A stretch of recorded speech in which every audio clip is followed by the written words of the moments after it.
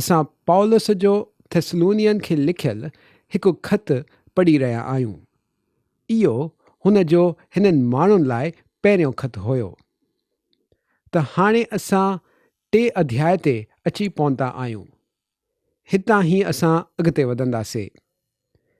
पहिरें थिस्सलुनियन जे किताब जो उहो महान विषय कलीसिया जो मसीह द्वारा मथे खयो वञणु इहो आहे। ॿिए थिस्सलुनियन जे किताब जो महान विषय मसीह जो प्रगटीकरण आहे। हुन जो पृथ्वीअ ते अची पंहिंजो राज स्थापित करणु आहे। जेका ॻाल्हि मूंखे पौलुस जे हिननि थिस्सलुनियन खे ख़तनि में प्रभावी लॻियूं त उहा हिन सिद्धांत जी व्यावहारिकता आहे। उहो अहिड़ो कुझु विषय थी वेंदो आहे जेको ॻाल्हाइण में सुठो लॻंदो आहे ऐं बहस करण लाइ बि, पर जीवन लाइ इहो कुझु मतिलबु कोन आणींदो आहे।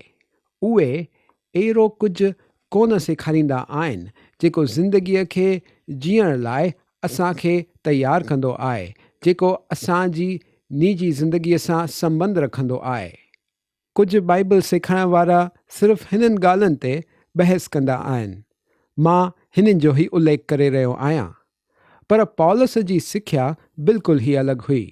हिन अध्याय जो विषय आहे त मसीह जो अचणु इहा हिकु पाक करण वारी आशा आहे। उहा तव्हांजी ज़िंदगी बदिले छॾंदी, तव्हांजे जीअण जे तरीक़े ते प्रभाव विझंदी। अगरि तव्हां हुन आशा खे झले बीहंदव जेकी कलीसिया जे मसीह द्वारा मथे कयो वञण जी आहे, यानी मसीह जो निकट भविष्य में हुन जे पंहिंजनि लाइ अचणु। अगरि इहा आशा तव्हांजे ज़िंदगीअ ते असरु नथी विझे त हिन जो मतिलबु इहो आहे त तव्हां हुन ते विश्वास ई कोन कंदा आहियो।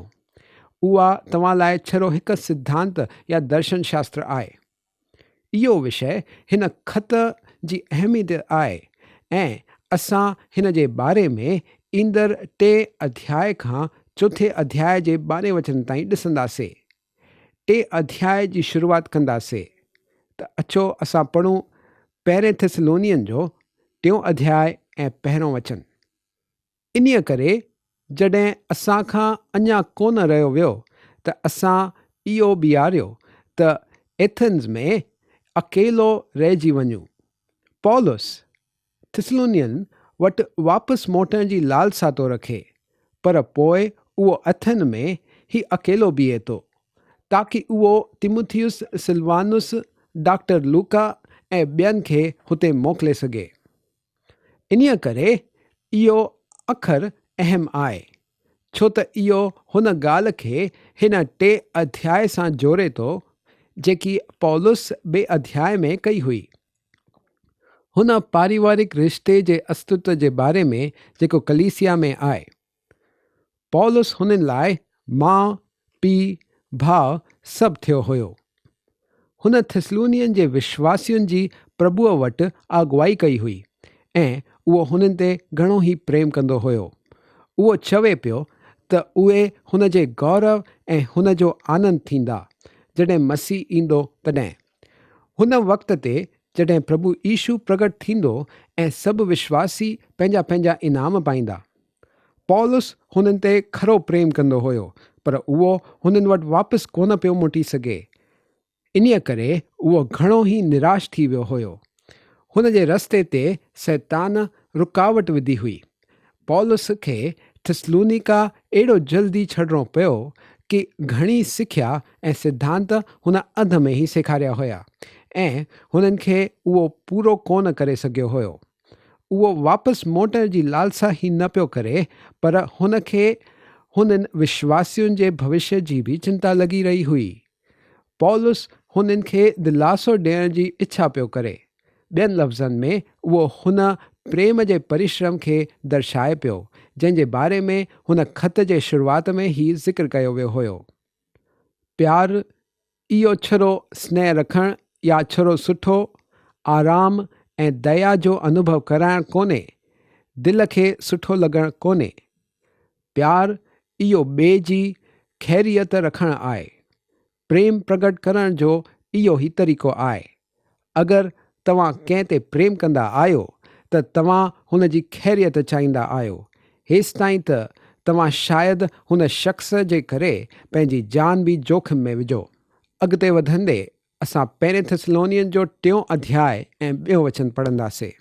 ऐं असां तिमुथियुस खे, जेको मसीह जी ख़ुशख़बरीअ में असांजो भाउ ऐं परमेश्वर जो सेवक आहे, इन्हीअ करे मोकिलियो त उहो तव्हांखे स्थिर करे ऐं तव्हांजे विश्वास जे विषय में तव्हांखे सम्झाए। छो त पौलुस थिस्सलुनीअन जे विश्वासियुनि लाइ चिंतित हुयो, हुन तिमुथियुस खे हुननि वटि वापसि मोकिलियो। उहो तिमुथियुस खे असांजो भाउ ऐं परमेश्वर जो सेवक हीअं करे सॾे थो। सेवक हिन अखर जो यूनानी भाषा में अखर आहे डाइकोनोस, जंहिंमां असांखे असांजो अंग्रेज़ी अखर दीकन इहो मिलंदो आहे, जंहिंजी शब्दिक माना इहा आहे त सेवक, जेको मसीह जी ख़ुशख़बरीअ में असांजो भाउ आहे। सेवकाई जो क्षेत्र इहो मसीह जी ख़ुशख़बरी आहे। पौलुस त छड़ो सुठा कम करण वारो कोन कहलायो वेंदो हुयो। कॾहिं कॾहिं रूढ़िवादियुनि जी निंदा कई वेंदी आहे, छो त असांजो अहम उद्देश्य परमेश्वर जो वचन ॿाहिरि कढणु आहे।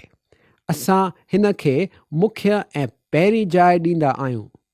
असांजी निंदा इन करे कई वेंदी आहे छो त असां ख़ुशख़बरीअ जे सामाजिक पहलूअ ते वधीक ज़ोर कोन ॾींदा आहियूं। छा मां इहो चवां त अहिड़ी कोई बि सामाजिक हलचल कोन थी आहे जेकी ख़ुशख़बरीअ जे प्रचार जे परिणाम जे करे शुरू कोन कई वई हुजे।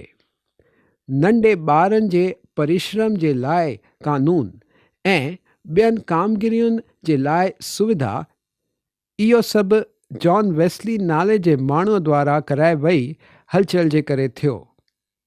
इहो परमेश्वर जो हिकिड़ो महान सेवक हुयो।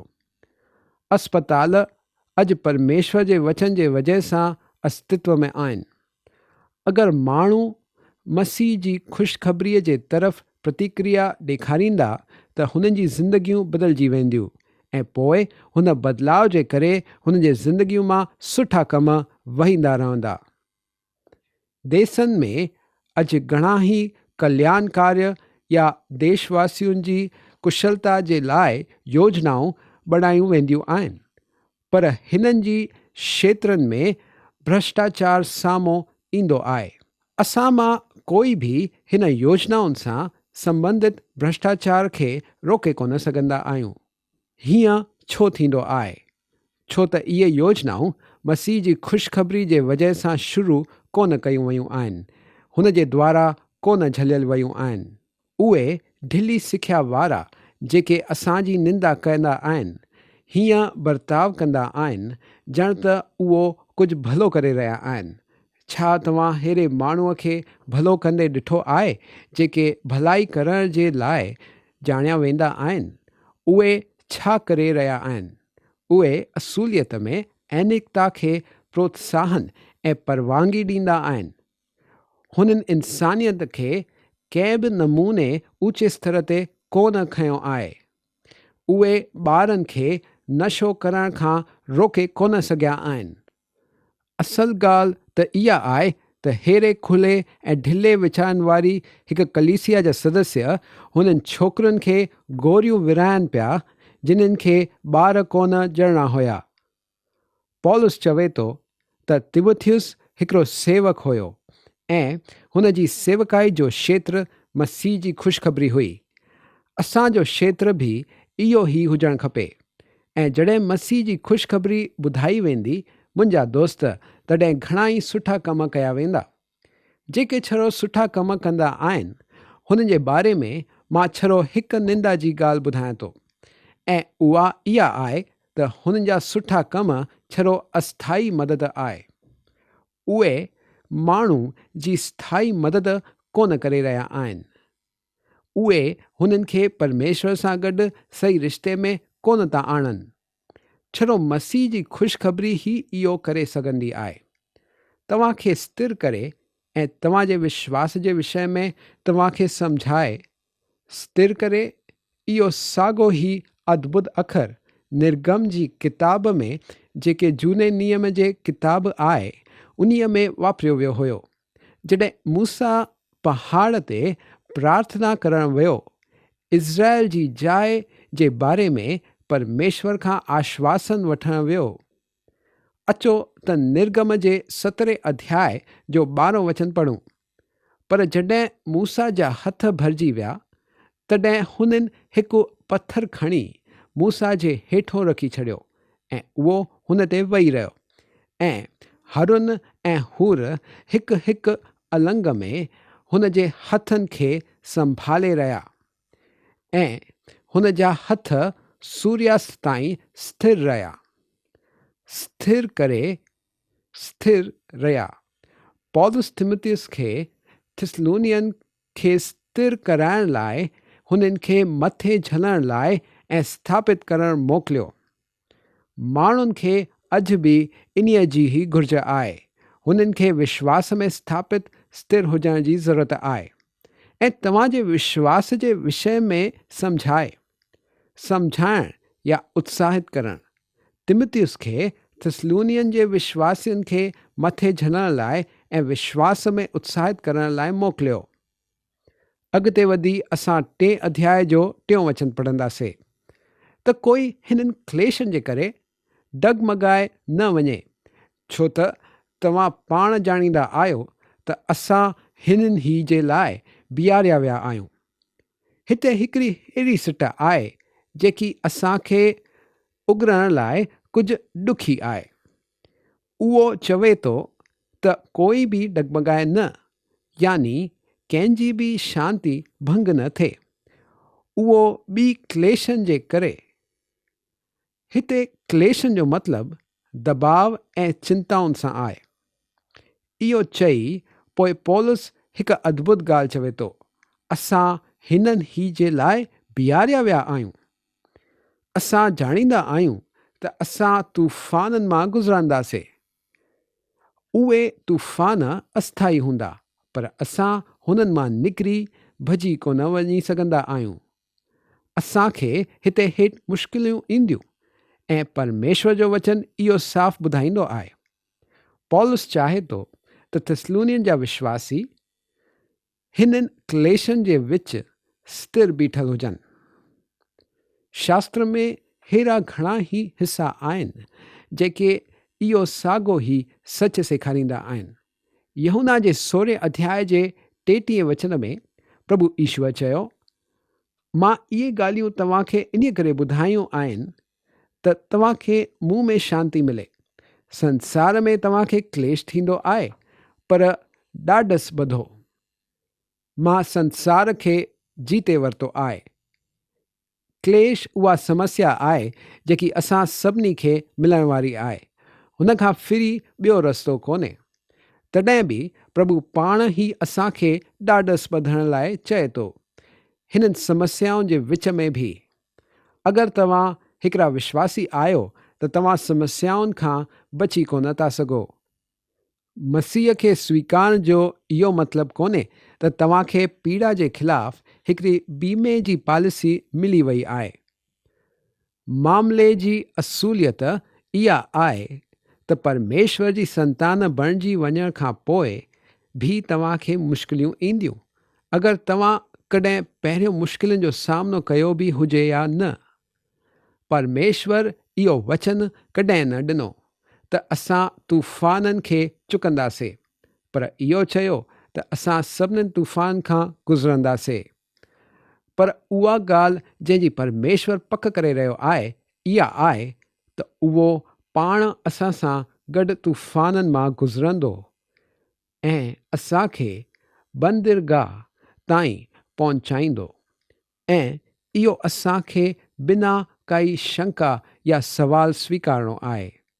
उहा कहिड़ी बि नाव हुजे जंहिंमें उहो पाण उपस्थित आहे, कॾहिं कोन ॿुॾंदी, पर ॿिए किनारे ज़रूरु पहुचंदी।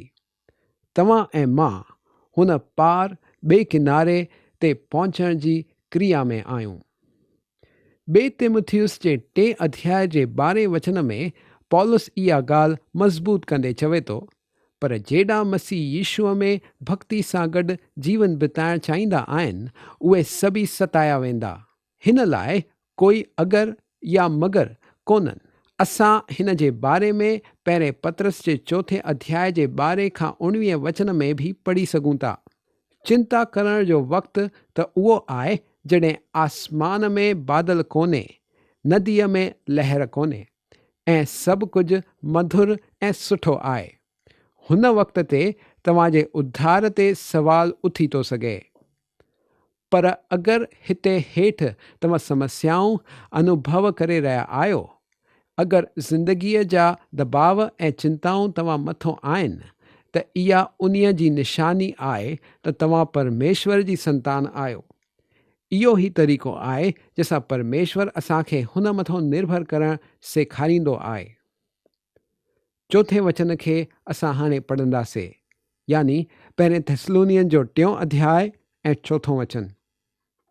छो त पहिरियों ई जॾहिं असां तव्हांजे हिते हुयासीं त तव्हां सां चवंदा हुयासीं त असांखे क्लेश खणणा पवंदा, ऐं हीअं ई थियो आहे, जीअं त तव्हां ॼाणींदा बि आहियो। हिकिड़ी अफ्रीकी कलीसिया जे सभा में पालक सदस्यनि खां हुननि जे शास्त्र मां भाईंदड़ वचन जे बारे में पुछियो। हिकिड़े माण्हूअ बि करे चयो त हुन जो भाईंदड़ वचन आहे, ऐं हीअं थियो। इहो ॿुधाए उहो वेही रहियो, ऐं सभी ॼणा गड़बड़ायल पिया लॻनि। पालक हुन खां पुछई, इहो तुंहिंजो सभिनीनि खां भाईंदड़ वचन कीअं थो थी सघे? हुन माण्हूअ जवाबु ॾिनई, जॾहिं मां पाण मुश्किलनि में पाईंदो आहियां त मां उन ई वचन ते मुड़ंदो आहियां जेको चवंदो आहे, ऐं हीअं थियो। ॿियनि लफ़्ज़नि में, हीअं थी गुज़रियो। ऐं मूंखे इहा ॼाण थी वेंदी आहे त मुंहिंजूं समस्याऊं थी गुज़री वेंदियूं। उहे हिते रहण लाइ कोन आयूं आहिनि। परमेश्वर असांखे तूफ़ाननि मां ॿाहिरि आणींदो, ऐं असां आख़िर में असांजे सभी समस्याउनि खां पीछो छॾाए वठंदासीं। इहो केॾो अद्भुत आहे। असांजे भाउ जंहिंखे इहो वचन भाईंदो आहे, शायदि ई सही तरीक़े सां वापरियो न हुजे हा, पर हुन जो विश्वास बिल्कुलु सही आहे, ऐं जेको पौलुस हिते चई रहियो आहे हुन सां बिल्कुलु सहमत थो थिए। संकट ऐं क्लेश इहे साॻा ई अखर आहिनि। इहो हुन महान संकट सां संबंध कोन थो रखे, हिन जो हुननि नंढड़े संकटनि सां संबंध आहे। असां सभिनीनि खे हुननि नंढड़ी समस्याउनि खे हिते हेठि भोगणो आहे, ऐं इहे असांखे परमेश्वर जे क़रीब थियण जे उद्देश्य सां हूंदियूं आहिनि। इहे हिकिड़े विश्वासी जे ज़िंदगीअ में पवित्रता में प्रगति आणींदियूं आहिनि। हाणे असां पहिरें थिस्सलुनियन जो 3 अध्याय ऐं 5 वचन पढ़ंदासीं। इन्हीअ वजह सां जॾहिं मूंखों अञा न रहियो वियो त तव्हांजे विश्वास जो हाल ॼाणण जे लाइ मोकिलियो, त किथों हीअं न थिए त इम्तिहान वठण वारे तव्हांजो इम्तिहान वरितो हुजे या मोह में विधो हुजे ऐं असांजो परिश्रम व्यर्थ थी वियो हुजे। इम्तिहान वठण वारो ॿियो कोई न पर शैतान पाण आहे। ॿिए अध्याय में पौलुस चई त शैतान असांखे रोके रहियो हुयो। ॿियनि लफ़्ज़नि में पौलुस थिस्सलुनियन खे ॿुधाए रहियो आहे त शैतान हुन ते बुरो वक़्तु आणे रहियो हुयो, ऐं मूंखे डपु हुयो त उहो शायदि तव्हां ते बि ओहिड़ो ई वक़्तु न आणींदो हुजे। क्लेशनि जो ॿियो उद्देश्य असांजे विश्वास जी असूलियत परखणु आहे। समस्या उहा तेज़ाब जी परीक्षा आहे जेको विश्वास जे सिके खे परखींदी आहे। घणाई सचा विश्वासी आहिनि ऐं घणाई नकली बि आहिनि। हिकु शइ जेका हुननि जे विश्वास जी असूलियत प्रकट कंदी इहा आहे त उहे समस्याउनि मां परमेश्वर ते विश्वास द्वारा कीअं गुज़री ईंदा। क्लेश हुन सचे विश्वासीअ खे प्रकट कंदो आहे, ऐं हेड़े वक़्त ते पौलुस आनंद कंदो आहे। हाणे असां पहिरें थिस्सलुनियन जो 3 अध्याय ऐं 6 वचन पढ़ंदासीं। पर हाणे तीमुथियुस, जेको तव्हां वटि असांजे हिते आयो आहे, तव्हांजे विश्वास ऐं प्रेम जो सुसमाचार ॿुधाई ऐं इहा ॻाल्हि बि ॿुधाई त तव्हां सदा प्रेम सां गॾु असांखे स्मरण कंदा आहियो ऐं असांजे ॾिसण जी लालसा रखंदा आहियो जीअं असां बि तव्हांखे ॾिसण जी। इहो अद्भुत हुयो त पौलुस खे हुननि जी ख़बर मिली ऐं उहा हिकु सुठी ख़बर हुई। उहे थिस्सलुनीअन जा विश्वासी हुननि क्लेशनि मां जीते पिया गुज़रनि, हुननि खे धीरज सां झेलनि पिया। हलो त असां 7 वचन पढ़ूं। इन्हीअ करे हे भाउर, असां पंहिंजे सॼे दुखनि ऐं क्लेशनि में तव्हांजे विश्वास सां तव्हांजे बारे में शांती पाई। पौलुस हुननि खे ॿुधाए थो त उहो बि क्लेशनि ऐं दुखनि अनुभव करे रहियो हुयो। हुननि जी सुठी ख़बर हिते पौलुस ऐं हुननि जे सहकर्मीअ लाइ मन जी शांतीअ जहिड़ी हुई। 8 वचन ॿुधाए थो, छाकाणि त हाणे अगरि तव्हां प्रभुअ में स्थिर आहियो त असां जीवित आहियूं। असां जीवित आहियूं मतिलबु विश्वासी हूंदे असां ज़िंदगीअ जो आनंद वठी रहिया आहियूं। अगरि हिन अखर जो अनुवाद जॾहिं खां हीअं हुजणु खपे आहे, जॾहिं खां तव्हां प्रभुअ में स्थिर आहियो, मुश्किलनि में हूंदे बि तव्हां आनंद कयो। इहो हेतिरो आसान कोन्हे मुंहिंजा दोस्त। मसीही थी तव्हां हारजी कोन था सघो। अगरि तव्हांखे मुश्किल बि आहे त उहा तव्हांजे भले लाइ ई कम में आनी वेंदी आहे। हिन जी तव्हांखे हमेशह लाइ पक हुजी सघे थी। हाणे असां 9 वचन पढ़ंदासीं। ऐं जहिड़ो आनंद असांखे तव्हांजे करे पंहिंजे परमेश्वर जे साम्हूं आहे, हुन जे बदिले तव्हांजे विषय में असां कहिड़ी रीतिअ सां परमेश्वर जो शुक्र कयूं। आनंद इहो ज़िंदगीअ सां संबंध आहे ऐं पीड़ा या दुख इहो मौत सां। पर तॾहिं बि दुख आनंद झेलण लाइ दिल जी क्षमता वधाईंदो आहे। पौलुस चाहे थो त थिस्सलुनिया वारा आनंद करण ऐं ॼाणे वठनि। मसीही हुजणु इहा हिकु अद्भुत ॻाल्हि आहे। 10 वचन पढ़ंदासीं। असां राति ॾींहुं घणी ई प्रार्थना कंदा रहंदा आहियूं त तव्हांजो मुंहुं ॾिसूं ऐं तव्हांजे विश्वास जी घटी पूरी कयूं। थिस्सलुनिया में पौलुस जो परिश्रम अचानक ऐं ॾाढे कठोर नमूने रोकियो वियो। हुन खे शहर मां ॿाहिरि कढायो वियो ऐं उहो चाहे पियो त उहो वापसि मोटी पंहिंजी सिख्या जी सेवकाई जारी रखे। हाणे 11 वचन पढ़ंदासीं। हाणे असांजो परमेश्वर ऐं पिता पाण ई ऐं असांजो प्रभु यीशु तव्हांजे हिते अचण में असांजी अॻुवाई करे।